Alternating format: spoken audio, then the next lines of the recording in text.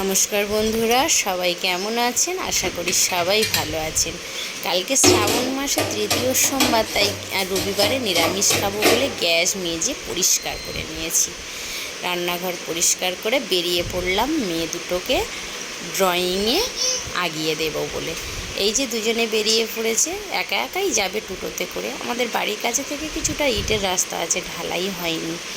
এই যে ঢালাই রাস্তা। আর বাড়িতে চলে এসেছি, দুজনে একা চলে গেছে। এসে একটু নিরামিষ রান্না করব, তো তাই একটু মুগ ডাল ভেজে নিলাম। ভেজে নিয়ে ভালো করে ধুয়ে তারপর সিদ্ধ করব। যারা মুগ ডাল এমনি সিদ্ধ করেন তারা একটু ভেজে নেবেন, দেখুন খুব সুন্দর গন্ধ হবে এরকম।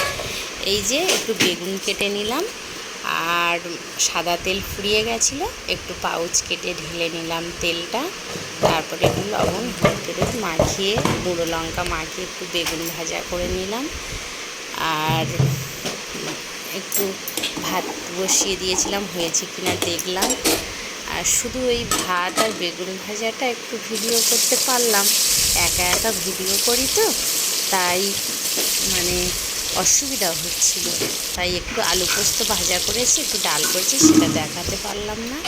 দুজনকে বললাম স্নান করে আয়, দুজনে স্নান করছে না, দিদিভাইয়ের আদর খাচ্ছে। আর স্নান করে খেয়ে এই যে শুয়ে পড়েছে মেয়ে। দেখুন ঘুমাচ্ছি একদিকে, ফ্যান ঘুরছে অন্যদিকে, কেমন লাগে।